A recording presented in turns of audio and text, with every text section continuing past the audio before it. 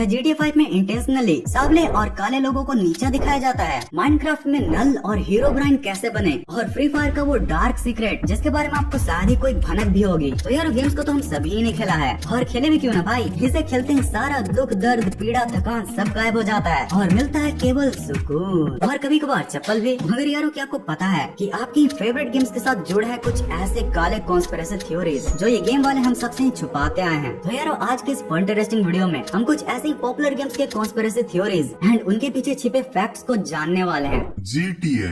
अब यार वैसे तो GTA के गेम्स की काफी सारी कॉन्स्पिरेसी थ्योरीज हैं, पर उसमें से भी एक काफी फेमस थ्योरी है 2015 के आसपास की, काले और गोरों के बीच के डिफरेंस यानी कि रेसिज्म की। यस गाइस, GTA 5 को खेलते हुए कई लोगों ने ये नोटिस किया कि जब वो एज ए फ्रैंकलिन पुलिस के पास जाकर कुछ वियर्ड हरकतें करते हैं तो फिर उनको तुरंत ही अरेस्ट या फिर शूट कर दिया जाता है। वहीं पर माइकल एंड ट्रेवर के साथ ऐसा नहीं होता। अब यार इस थ्योरी के बाहर आने के बाद जब कई गेमर्स एंड यूट्यूबर्स ने इसे टेस्ट किया तो फिर उनमें से मोस्टली ने इस थ्योरी को सपोर्ट करते हुए कि हाँ, रॉकस्टार ने जानबूझकर अपने गेम एल्गोरिथम को ऐसा बनाया है क्योंकि रियल लाइफ में भी लॉस एंजलिस में ब्लैक पीपल के साथ हमेशा से डिस्क्रिमिनेशन होता आया है। और अब इतनी सारी कंट्रोवर्सीज के बाद आता है एक बहुत ही बड़ा ट्विस्ट जब इन्हीं थ्योरीज के ऊपर वीडियो बनाने वाले सबसे बड़े YouTube channel the game theorist इस डेटा को सबके सामने रखते हैं। इस डेटा को बनाने के लिए भाई बंदे ने सिंपली पूरे ही GTA के पुलिस स्टेशन पर तीनों ही कैरेक्टर्स को ले जाकर अलग अलग वियर्ड चीजें करवाई एंड भाई एक दो बार नहीं बल्कि 5-5 बार। एंड उसके बाद ये फाइंड आउट किया कि टोटल फ्रैंकलिन एंड ट्रेवर को वियर्ड हरकतें करने पर पुलिस 23 बार पकड़ लेती है। वहीं पर यारो सेम वियर्ड चीजें करने पर माइकल सिर्फ 16 बार ही अरेस्ट होता है।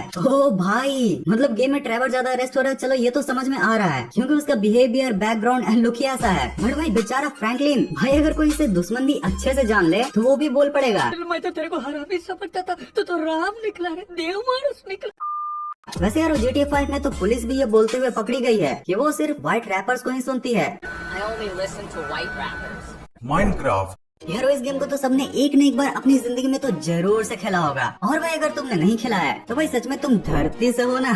Okay jokes apart. वैसे अगर आपने इस गेम को खेला है तो आपको एक रहस्य के बारे में तो पता ही होगा, हीरोब्राइन का रहस्य। भाई ये एक ऐसी एंटिटी है जिसको इसी गेम में कई लोगों ने कई बार देखा है और जिसे सबसे पहले एक रेडिट यूजर ने देखा था। उसके अकॉर्डिंग जब वो एक बार माइनक्राफ्ट का सिंगल प्लेयर मोड खेल रहा था तो फिर अचानक उसे फॉग में एक कैरेक्टर दिखता है जो कि दिखने में तो माइनक्राफ्ट का मेन कैरेक्टर स्टीव के तरह ही था, पर उसकी आंखें पूरी व्हाइट थी। ये वो स्क्रीनशॉट है जिसके बाद वो एंटिटी कहीं गायब हो गया। इसके बाद यार ना जाने कितनी ऐसी वायरल फोटोजेज एंड क्लिप्स आने लगी जिसमें कई लोगों ने हीरोब्राइन को देखने का दावा किया, जिसमें सबसे ज्यादा वायरल हुआ 20 जुलाई 2012 को स्पेस वेफल की वीडियो जिसका टाइटल था आई फाउंड हीरोब्राइन माइनक्राफ्ट। अब इसी वीडियो में जब एक बच्चा माइनक्राफ्ट खेल रहा होता है तो उसे अचानक से घर के अंदर हीरोब्राइन दिखता है। भाई ये वीडियो लिटरली काफी ही ज्यादा वायरल होती है एंड भाई आज भी ये यूट्यूब पर हीरोब्राइन के रिलेटेड टॉप वीडियोस में आता है विद वॉपिंग 70 मिलियन व्यूज। वैसे ये कई लोगों का कहना है कि हीरोब्राइन एक आत्मा है जो कि इस गेम के डेवलपर नॉच के भाई की है, जो कि उससे मिलने आती है क्योंकि माइनक्राफ्ट को सक्सेसफुल करने के लिए नॉच ने अपने भाई की बलि दी थी। और यारो अगर आप माइनक्राफ्ट के तगड़े फैन हो तो आपको ये तो पता ही होगा कि नॉच का कोई भाई ही नहीं था, तो फिर भाई वो बलि किसकी देगा। यार मेरे अकॉर्डिंग ना हीरोब्राइन, नल, ये सब माइनक्राफ्ट के वो क्रीपी पास्ताज हैं जो कि इस गेम को ना चाहते हुए भी और भी इंटरेस्टिंग बना देते हैं। और भाई पिछली बार कमेंट्स में झकास वीडियोस बताने के लिए बोला तो तुमने क्या ही प्यारे प्यारे वीडियोस बताए यार। तन्मय भट्ट, टेक्नो गेमर्स, लगभग सभी के वीडियोस देखे थे मैंने। वैसे भाई लोग चलो आज कुछ अलग करते हैं। आज आप लोग अपने फेवरेट यूट्यूबर का नाम कमेंट करो एंड उनकी एक सबसे अच्छी बात बताओ। उन अच्छी चीजों को थोड़ा मैं भी अपनाने की कोशिश करूंगा और भाई जिस पर सबसे ज्यादा लाइक्स होंगे उन यूट्यूबर पर मैं फ्यूचर में कुछ स्पेशल करूंगा। Free Fire।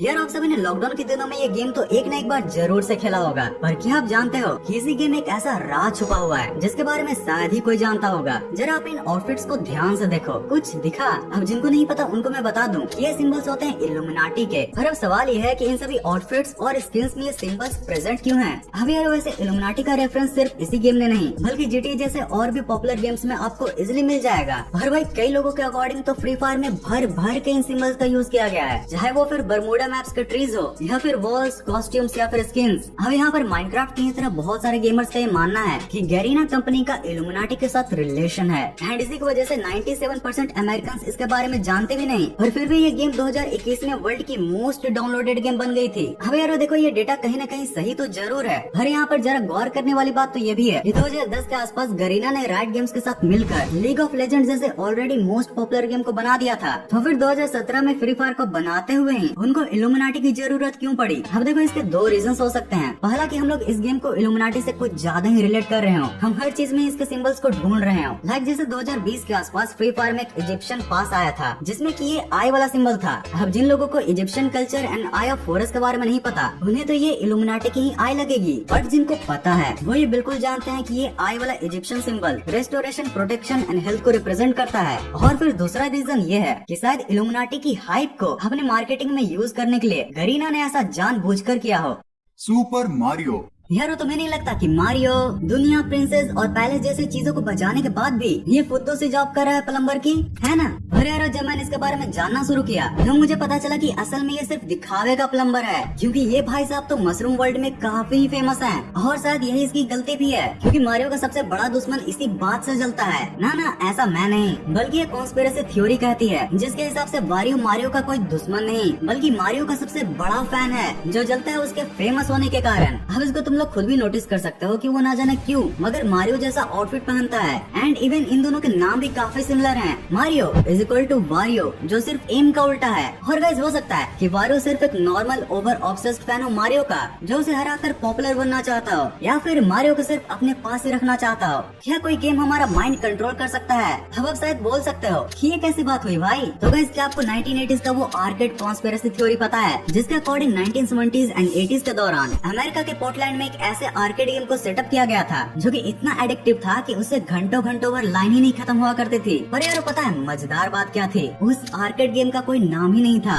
वो गेम बस एक ब्लैक आर्केड बॉक्स में थी जिसे जब कोई खेलता था तो इतना ज्यादा खेलता था कि उसे illusion, vomiting and even suicidal thoughts भी आने लगते थे। पॉलीबिस थ्योरी के अकॉर्डिंग ये गवर्नमेंट का एक्सपेरिमेंट था जो मे बी एम के अल्ट्रा एक्सपेरिमेंट से रिलेटेड हो सकता है, जो कि पोर्टलैंड के उस आर्केड गेम में सक्सेसफुल भी हो गया था और पोर्टलैंड के बच्चों के बीच ये गेम काफी पॉपुलर भी हो गया था। बट अचानक इसे गेम हटा दिया जाता है। बच्चों के अकॉर्डिंग उस गेम में random numbers, letters and colours हुआ करते थे जिसे खेलने के बाद अक्सर उन्हें वियर्ड विविड ड्रीम्स भी आया करते थे। तो यार अब इतने इन्फॉर्मेशन के बाद कुछ मीम्स तो बनते हैं ना। Me peacefully eating my lunch, suddenly my friend.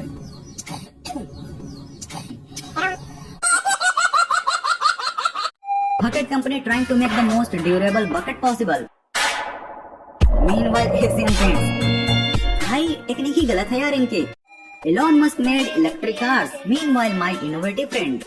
मेरा स्टेयरिंग का सिस्टम अभी कंप्लीट नहीं हुआ है, कंप्लीट हो जाएगा तो मैं जल्दी वीडियो बनाऊंगा। और ये देखो पीछे से मैं खटिया का 4 व्हीलर बना रहा हूँ, ये देखो। भाई लेकिन कुछ भी बोलो, ये बंदा हमारे चाइल्डहुड ड्रीम को बना रहा है यार। लगता है गलत टायर पे पी कर दिया। भाई साहब इसे तो बोलते हैं खदेर खदेर कर दौड़ाना।